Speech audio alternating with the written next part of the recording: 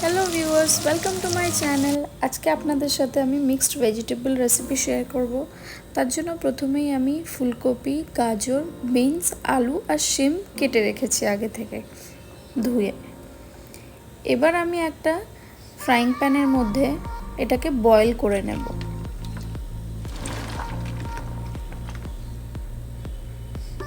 Boil কিন্তু আমি শুধু 5 মিনিটস করব, বেশিক্ষণ বয়েল করব না। এর মধ্যে একটুখানি নুন আর একটু হলুদ গুঁড়ো দিয়ে দিচ্ছি যাতে এটা ভেঙে না যায়। এই যে 5 মিনিট আমি বয়েল করে নিয়েছি, এবার তুলে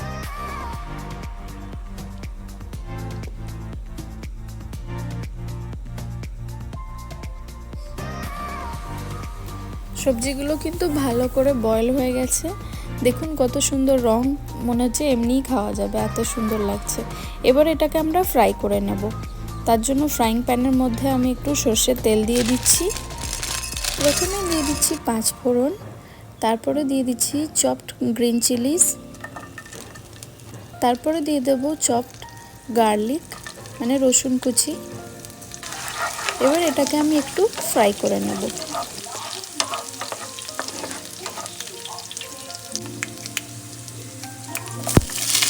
ফ্রাই হয়ে গেছে, এবার আমি এর মধ্যে সব ভেজিটেবলসগুলো অ্যাড করে দিচ্ছি।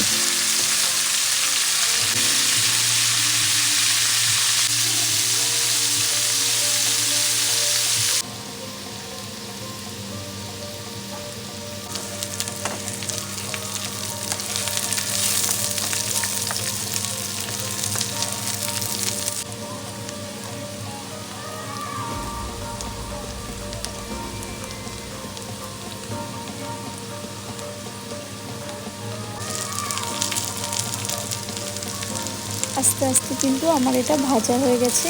এবার কিন্তু আমি একটু ভাজা জিরে গুঁড়ো দিয়ে দিলাম যাতে একটু ফ্লেভার দেয়। আমি বেশি মশলা অ্যাড করি। আমার এই ভাজা জিরে গুঁড়োর মশলার রেসিপিটা কিন্তু আমার how to cook egg curry রেসিপির মধ্যে রয়েছে, আপনারা চাইলে দেখে নিতে পারেন।